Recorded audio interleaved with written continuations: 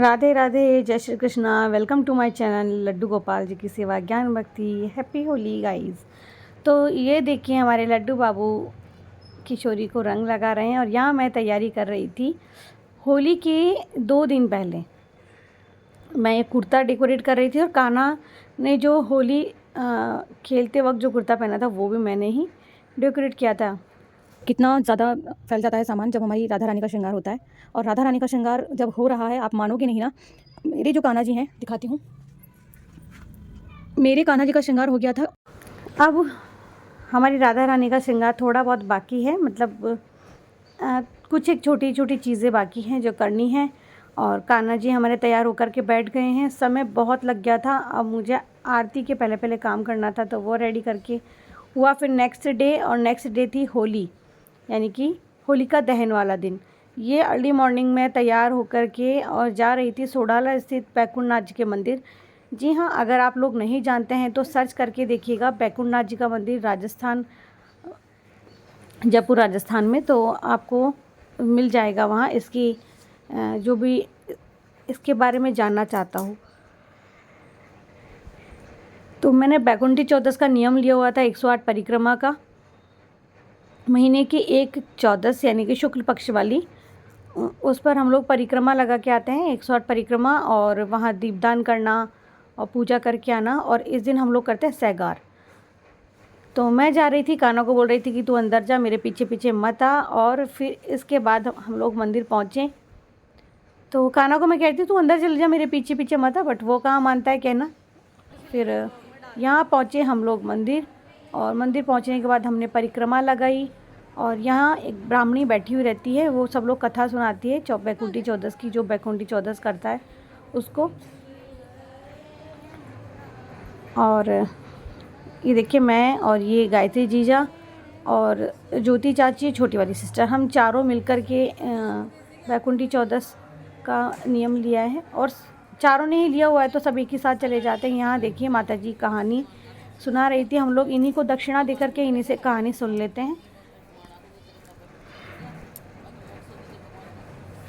फिर मैं भी बैठ गई थी यहाँ और चाची जी बैठ गई थी, और इस बार तो हमारे पड़ोस में रहते हैं वो भी गए थे साथ में। तो कुल मिलाकर बात ये है कि अगर हम लोग साथ में करते हैं ना तो बहुत अच्छा लगता है, अकेले अकेले करने से अच्छा है, बात वो रहती है। यहाँ फिर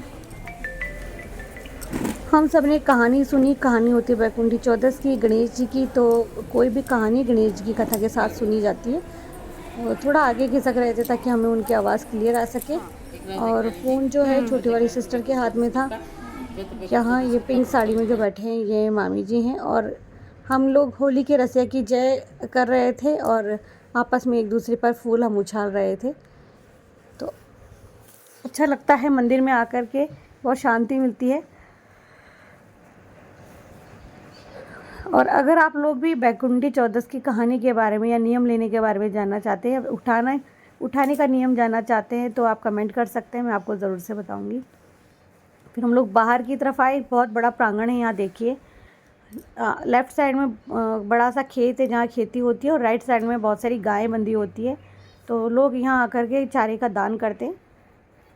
और घर आकर के मैंने तैयारी कर ली थी अपने लड्डू गोपाल कुंज कनक लाडली राधे गोविंद के पास कलर रखने के लिए, ताकि वो भी होली खेले तरह तरह के रंगों से। और फिर कल धुलंडी वाले दिन भी काफ़ी सारा काम होता है, तो मैंने सोचा आज से ही तैयारी कर देती हूँ। आज भी मैं उन्हें वाइट पोशाक पहनाऊँगी और अगले दिन यानी नेक्स्ट डे पर भी मैं उन्हें वाइट पोशाक पहनाऊँगी। तो वही यहाँ होली की तैयारी हो गई थी तो मैं लग गई थी अपने काम में, मतलब मैं उनके पोशाक चेंज करवा रही थी। पिंक कलर की ड्रेस आप देख रहे होंगे मेरे राइट साइड में रखी हुई है, मैंने वो तो इनकी खोल दी है, और फिर पोशाक पहना रही हूँ मैं उन्हें वाइट वाली। यहाँ देखिए हमारे ठाकुर जी के पास मैंने कितना सुंदर तरीके से गुलाल सजा दिए। एक थाली में बहुत सारे फूलों के साथ में गुलाल रखी है। यहाँ हमारे कुंज कनक लाडली नहीं गोपाल बैठे हैं साथ में, और किशोरी और लड्डू को मैंने एक तरफ बिठाया है। उनकी है पहली होली, और ये 2 प्यारी प्यारी सी मटकियाँ इनकी मौसी इनके लिए लेकर के आई थी, तो उसका बहुत योगदान रहता है इनके लिए। उसके लिए मैं थैंक यू बोलना चाहूँगी। बाकी तो हमारे ठाकुर जी जो आशीर्वाद देंगे सो देंगे ही। और मैंने बैकुंठी जब मैं गई थी और मैंने बहुत प्यारी प्यारी छोटी छोटी सी मटकियाँ देखी, बहुत छोटे छोटे दीपक देखे, तो वो गायत्री जीजा और ज्योति चाची ने ले लिए थे। और मैंने इसलिए नहीं लिए थे क्योंकि मेरे पास ऑलरेडी ये सुंदर सुंदर से दीपक थे, तो मैंने नहीं लिए। फिर मैं पहुंची होली की पूजा करने, जहाँ होलिका दहन के लिए होलिका लगाई हुई थी वहाँ। और ये छोटी छोटी पतंगियाँ मैं हर साल लाकर अपने ठाकुर जी के सामने रखती हूँ, उनके लिए लेकर आती हूँ। तो ये थोड़ा सा पानी गिर गया था, इस पर कलर वगैरह फैल गया था, और कुछ अच्छी ठीक भी थी। आप देख रहे हो कुछ तो बिल्कुल नहीं है, 3-4 कुछ ऐसी थी, मैंने वो वाली तो हटा दी और फिर ये लेकर के आई। मैं 7 या 8 पतंग कुछ अच्छी थी, तो मैं वो लेकर आई होलिका में लगाने के लिए। और मैंने जब देखा है बचपन में, तो पतंग वगैरह लगाते हैं, बहुत अच्छा लगता है। और फिर ये जो होली है, इसके बाद से बिल्कुल पतंग उड़ाना बंद हो जाता है। अभी तो देखिए छठ चौमासा ऐसा होना लग गया है कि बच्चे पतंग उड़ाते मानते ही नहीं हैं, वरना पहले ऐसा नहीं होता था। और फिर इसके बाद में अगले दिन से शुरू होती थी गणगौर, और गणगौर सारे त्योहारों को लेकर के डूब जाती थी, यानी कि दूज तक मनाई जाती है, गणगौर की पूजा की जाती है। 17 दिनों का ये पूजा होती है, 17 दिनों का चाड़ा होता है, हमारे यहाँ ऐसे कहते हैं। तो फिर हस्बैंड पास ही खड़े थे, तो मैंने उनको तिलक लगा दिया। फिर कान्हा को मैंने तिलक लगाया, कान्हा साथ के साथ फ़ोटो भी ले रहा था। और ये गोबर से बनती है, और फिर मैंने तिलक किया, कलावा अर्पित कर दिया, छींटे दे दिए, पूजा की। कान्हा बीच बीच में फ़ोटोज़ भी लेते जा रहा था, फूल अर्पित कर दिए मैंने। होलिका को और प्रहलाद की दोनों की पूजा की मैंने, तो नाम दोनों का ही ले लिया था। प्रसाद अर्पित कर दिया। ये जो चावल और मूंग हमारे यहाँ बनाए जाते हैं, चावल दाल भी बनाते हैं कई लोग, तो इसके अलावा भी घर में आप पराठे बनाइए, पूरी बनाइए, हलवा बनाइए, एज़ यू विश, लेकिन ये जो मेन प्रसाद होता है वो यही बनता है। तो किसके यहाँ कुछ अलग प्रथा है, आप शेयर कर सकते हैं। ये मैंने कोई भी आप घर से एक चुनरी लेके आइए या कपड़ा लेके इस तरह से उड़ाते हैं, वो मैंने कर दिया था। सूत की कुकड़ी मैंने ले ली है लपेटने के लिए। और पीछे ना मेरे देवर की गुड़िया खड़ी थी, वो मुझसे बात कर रही थी, तो मैंने वो तो रख दिया कि बाद में करूँगी। फिर पहले उसको मैंने तिलक लगाया बुला के कि चल तुझे तिलक लगाती हूँ। फिर देवर जी को तिलक लगाया, और फिर मैंने सूत का जो धागा था, कुकड़ी ली, और फिर मैंने परिक्रमा की। तो मैंने जो टोटल परिक्रमा लगाई थी, वो परिक्रमा थी 7। और इस बार ना ऐसा हो रहा था कि होलिका दहन रात्रि में था, वरना ना 7:30, पौने 8, 8:30 बजे समथिंग, बस इसी के समथिंग ना पूजा हो जाती है। पूजा मतलब होलिका दहन वाली पूजा हो जाती है, और फिर होलिका दहन कर दिया जाता है। इस बार 11:15 बजे थी, और पंडित जी यहाँ पूजा करवा रहे थे। तो आपके यहाँ कैसे क्या होता है मुझे बताना है, क्योंकि मैंने जहाँ तक देखा है, ये जो अंकल जी बैठे हैं ये हमारे पास में रहते हैं, खातियों के हैं, वो करवा। लेकिन मैंने जहाँ तक देखा वो ये होता है कि जो गांव के प्रधान होते हैं, या सरपंच होते हैं, या बड़े बुज़ुर्ग होते हैं, या पटवारी होते हैं, जो बड़े बुज़ुर्ग होते हैं, उम्र दराज होते हैं, वो पूजा में बैठते हैं। और बड़े बुज़ुर्ग के हाथ से ही पूजा होती है, होलिका दहन उन्हीं के हाथ से करवाया जाता है।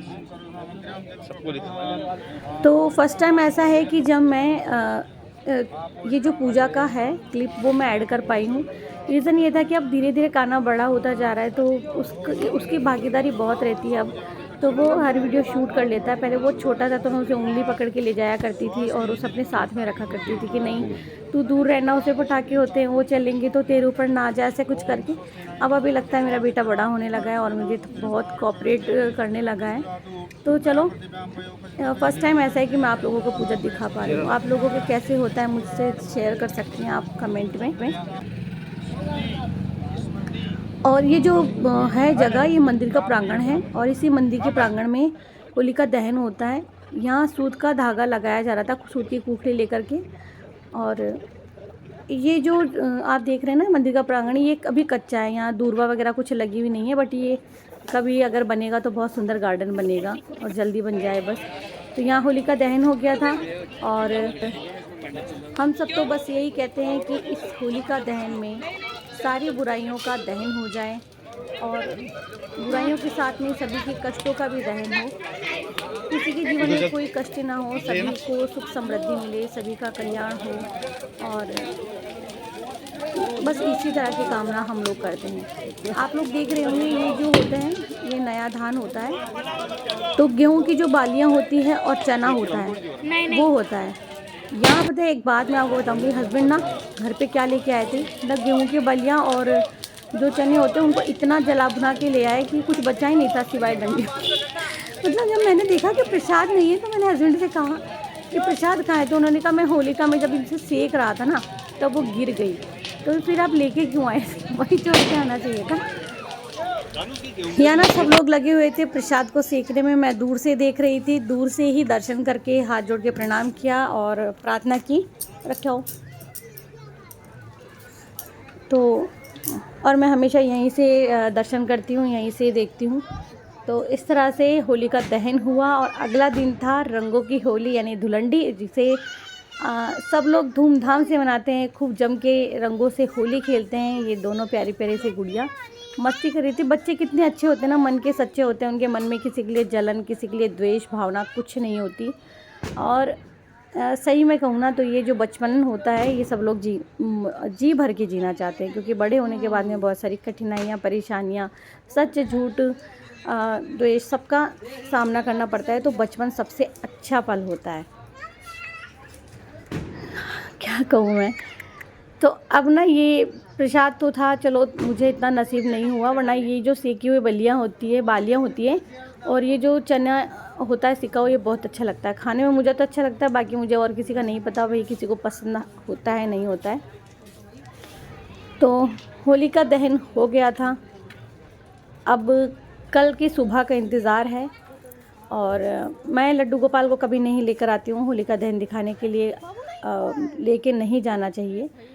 आप लोग बताना, आप लोग लेके आते हैं नहीं लेकर के आते हैं। यहाँ देखिए अगले दिन की कुछ क्लिप्स मैंने ऐड की है, जिसमें कान्हा और छोटी सिस्टर के हस्बैंड और हस्बैंड तीनों ही मस्ती कर रहे, डांस कर रहे थे। तो वो मैंने ले लिया था कि थोड़ा सा ऐड कर देंगे, ज़्यादा तो क्या ही ऐड करें। और मैंने सुबह में बनाई थी पकौड़ी, तो ठाकुर जी को जो रखा था वो था आगरे का पेठा रखा था, पकौड़ी रखी थी, लड्डू रखे थे। तो ये तो मैंने रखा था सुबह में नाश्ते के रूप में। और बाल्टी पिचकारी भर के रख दी थी। ये हमारी प्यारी सी बिटिया लड्डू बाबू आज बैठे हैं, सभी साथ में मिलके होली खेलेंगे जम के। और पोशाक कल मैंने ब्लू बॉर्डर वाली पोशाक पहनाई थी और आज मैंने ये वाइट वाली पहनाई थी। और लड्डू किशोरी की सेम पोशाक रखी है वही, क्योंकि ये होली के लिए पोशाक थी तो यही बहुत सुंदर लग रही है, मैंने यही पहनाई है। हाँ, मैंने छींटे लगा दिए थे गंगा जल के और रंग गुलाल रख दिया है। बाकी प्यारी प्यारी से वीडियोस देखने के लिए, पास से देखने के लिए, दर्शन करने के लिए आप इंस्टाग्राम ज्वाइन कर सकते हैं, लड्डू गोपाल जी की सेवा ज्ञान भक्ति। और यहाँ भी देखिए सब लोग नाश्ता कर रहे हैं, बच्चे सब लोग मिलके मिठाई खा रहे हैं, पकौड़ी खा रहे हैं। आप लोगों ने क्या बनाया था? होली का त्यौहार आप लोगों का कैसा गया? शेयर कीजिएगा। यहाँ हमारी बिटिया रानी किशोरी और लड्डू बाबू की थी पहली होली, खूब जम के होली खेली उन्होंने भी, और हमने भी ठाकुर जी के साथ में होली खेली, उन्हें खूब गुलाल लगाया, खूब मस्ती की हमारे लड्डू गोपाल जी ने। और वीडियो मैंने यही ऐड किया है, रीज़न ये है कि वीडियो काफ़ी बड़ा हो जाता है, तो बस यहीं तक का था आज का वीडियो। और हमारे देखिए लड्डू ने किशोरी को गुलाल लगाया और किशोरी ने हमारे लड्डू को, और मैंने भी गोपाल जी के साथ में होली खेली, तो कुछ रील्स भी बनाई थी। तो आज का व्लॉग आप लोगों को कैसा लगा ज़रूर से शेयर कीजिएगा। मैं मिलती हूँ नेक्स्ट वीडियो में। सभी को जय श्री कृष्णा, राधे राधे।